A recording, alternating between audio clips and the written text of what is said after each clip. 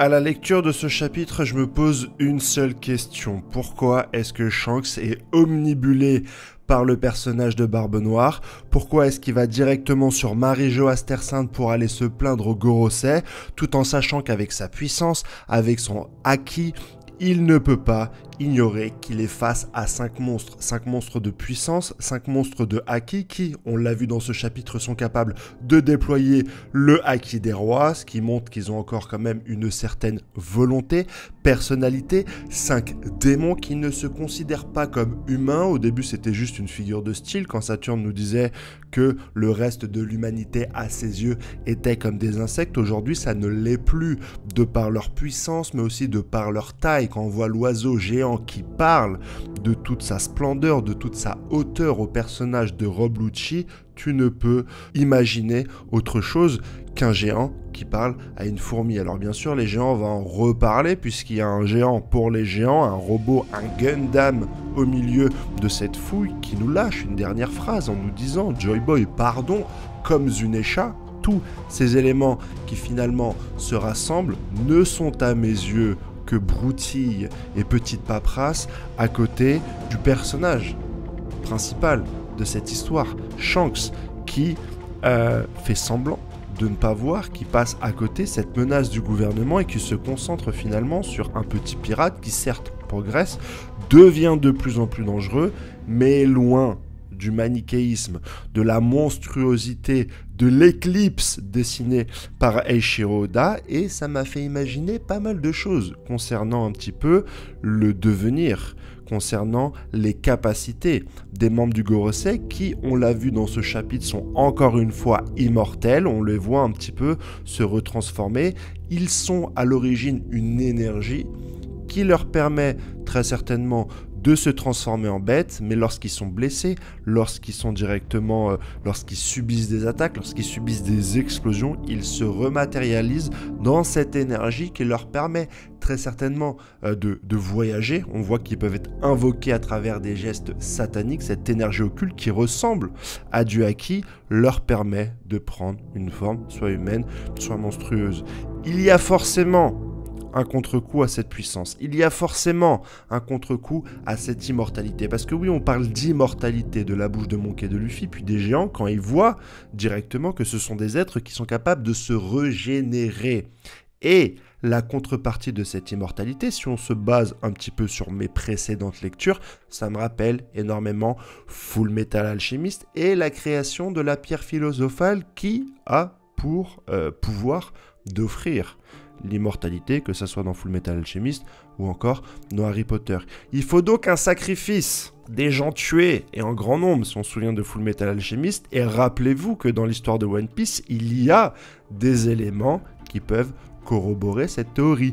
Il y a, à certaines époques, des îles qui ont disparu. Je parle bien évidemment de l'île de God Valley, là encore lié à Shanks. Est-ce que ce ne serait pas le survivant d'une cérémonie de sacrifice pour permettre aux Gorosei de prolonger leur immortalité, baigné dans cette puissance occulte et démoniaque, Shanks deviendrait le génie, le personnage surpuissant de haki qu'il semble être actuellement dans l'histoire. Et ça expliquerait pas que ça expliquerait également le fait que Roger vienne en personne empêcher Rock, Dick Zebek et tout son équipage de faire la razzia qui était prévue par cet équipage de monstres sur l'île de God Valley. Il ne fait pas ça pour protéger les Tenryubito, il ne fait pas ça pour protéger le Gorosei et la marine, il fait ça parce qu'il sait, par sa connaissance, que tout ceci n'est qu'un stratagème pour sacrifier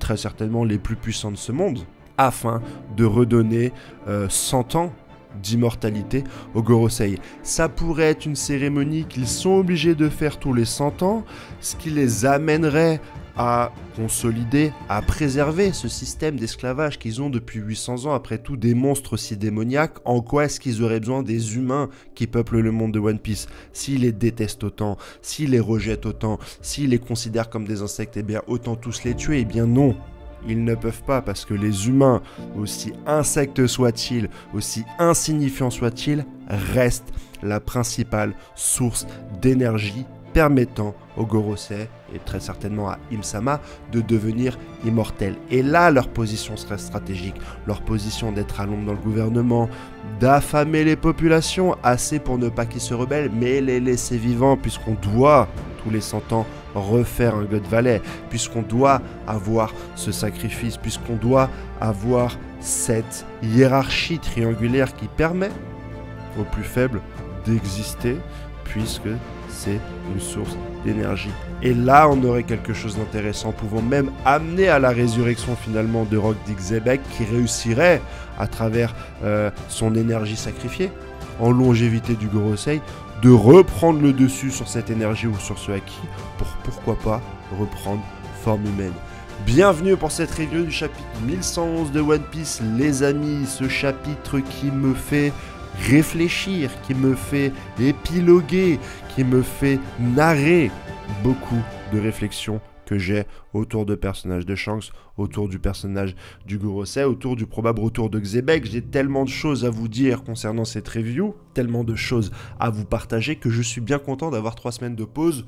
On va pas le se cacher, tellement on est un petit peu dans les cordes suite aux rafales de chapitres de plus en plus intéressants que nous pond Eiichiro-Oda pour cette saga finale, et notamment pour cet arc d'Ex-Id. Un chapitre avec pas mal de symboliques. On va commencer par celle de Rob Lucci qui conserve son statut debout comme Barbe Blanche, mais également comme Zoro lorsqu'il a affronté la douleur de Luffy envoyé à la gueule par ce cher Bartholomew Kuma. On voit que, eh bien, il tente de sauver, non pas Dolls, comme j'avais dit dans les spoilers, mais bien Kaku, comme on me l'a dit en commentaire, comme quoi des fois en commentaire vous êtes capable de me rattraper lorsque je me permets de dire des bêtises. Il est confronté dans une discussion avec le personnage de Mars, si je ne m'abuse, qui le surplombe de toute sa hauteur, cet oiseau géant préhistorique, j'adore. C'est une discussion simple, mais qui à mes yeux, par le dessin, par la contre-plongée, par la perspective, montre toute la pression et donc la tension que peut amener ce personnage du Gorosei transformé. Une discussion où même la phrase, comme je vous l'ai dit en introduction, de dire finalement ça va être très dur d'épargner quelqu'un puisque vous n'êtes que des insectes, prend tout son sens. Quand on voit un petit peu le déploiement de puissance, d'énergie, d'envergure que peut avoir cette créature mythique. On le voit également qu'il a déjà transpercé le dôme et je commence à me poser des questions sur le message de Vegapunk. Finalement, je pensais que la seule chose qui allait nous impacter sur le message de Vegapunk allait être la durée de ces 10 minutes. Alors on avait prévu 1 mois, 2 mois, mais avec la pause d'Eiichiro-Oda, je pense que ça va se finir à la fin de l'année finalement ces 10 minutes. Mais le Gorosei et Mars a tellement progressé que je me dis, ça se trouve que le message ne va pas être délivré. Ça va être peut-être ça la queue de poisson. Alors je sais que l'auteur nous a dit que les événements d'Ex-Id sont sans précédent, patati patata, mais là on est à 6 minutes, le mec a déjà traversé le dôme, il sait où est Stella, il sait où est, Yorks, qui va très probablement lui dire, si elle tombe pas dans les pommes avant, où est la salle d'enregistrement, et j'ai bien peur que le Gorosei réussisse finalement à stopper ça, puisque même les personnages de Luffy, Drogi, Brogy et des Mugiwara sont en train de fuir l'île. C'est ce qui est en train de se passer. Jinbei a lâchement attaqué, d'ailleurs j'ai très mal compris cette page, mais a attaqué Rob Lucci pour pouvoir fuir en prenant Zoro. Le but est de se sauver. Dans ce qui se sauve, il y a bien sûr une échange entre Dory, Brogy et le personnage de Monkey D. Luffy sur Nika, ce dieu que les géants reconnaissent. Un dieu qui est donc une figure de proue, de transition, d'unité envers tous les peuples, puisque c'est pas le premier peuple qui semble reconnaître directement cette figure divine. On a donc des écrits à Elbaf. Alors est-ce que c'est les écrits d'Ohara? Oui, non, on sait pas, mais c'est attendu. C'est un dieu attendu. Le Gorosei, qui semblait pour autant avoir des informations de Nika, semble étonné que Elbaf puisse avoir des informations sur Nika. Donc, ce qu'on peut en conclure, c'est que les informations de Nika viennent très probablement de Edgar Dissoro, et ce ne sont pas des informations que le peuple elbafien possède depuis des générations. Ou alors, le gouvernement n'a pas la main mise sur cette île et il est incapable de savoir quelles sont les coutumes, légendes, etc. qui ont animé ce peuple durant des années. C'est un petit peu les informations que j'ai. Luffy ne semble toujours pas être conscient de sa forme Nika. Ça lui permet de garder un certain aspect juvénile et pas tomber dans le héros qui doute face à une quête qui peut être un petit peu trop pesante pour lui, comme Frodon, comme le personnage principal de Dune, ou comme Harry Potter. On reste sur cette ligne directrice. Mais ce qu'on nous montre de part et d'autre dans ce chapitre, c'est l'évolution des pouvoirs. Parce que oui, on a tous vu l'évolution du pouvoir de Luffy, la matérialisation dont il est capable. Si ça serait du nen, c'est du nen de la matérialisation. Si tu es fan de Hunter x Hunter, tu comprends ce que je vais dire. Lui permettant de créer une batte de baseball et de renvoyer ces bombes qui ont pratiquement détruit le Gorosei. Quand ils sont revenus à l'envoyeur, il faut se le dire. Mais Luffy n'est pas le seul personnage qui joue avec la réalité dans le chapitre, puisqu'on a Top Curry, mon membre du Gorosei numéro 2, qui transforme ses défenses en lames, et là aussi on peut se poser la question, est-ce que finalement le Gorosei est lui aussi capable de modifier la réalité pour assommer des attaques, alors bien sûr contrecarrées par les boucliers de Dory et Brogy, mais quand même je ne vois pas trop le lien entre des sabres et des défenses, si ce n'est qu'une modification de la réalité, et on y est. Je vous l'ai dit, le personnage de Luffy est devenu beaucoup trop puissant. Cas unique d'une œuvre, une personne qui peut quasi jouer avec le quatrième mur, quasi jouer avec les codes de sa propre fiction, ne peut plus être mise en danger.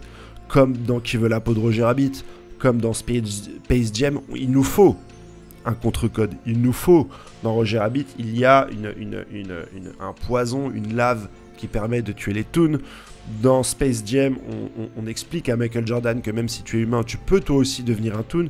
Il faut une contre-règle qui limite un chaperon à ce pouvoir de l'imagination.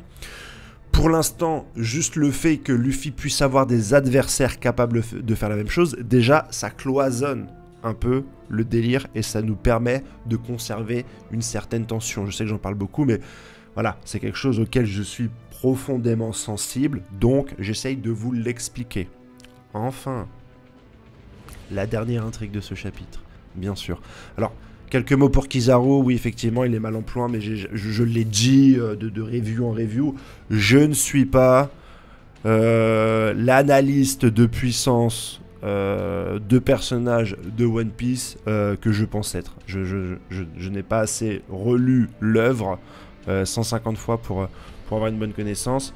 Que Kizaru soit blessé, soit repose-toi, mon frère pirate. J'ai rien d'autre à dire dessus, mais belle victoire pour les pros Yonkou. Les pros amiraux se sont battus durant cet arc Exide, ont enchaîné les défaites, il faut se le dire, soyons honnêtes. On va pas vous cracher dessus. Maintenant, il y a les membres du Gorosei. Et voilà, moi je suis encore là alors que j'ai dit que c'était des politiciens.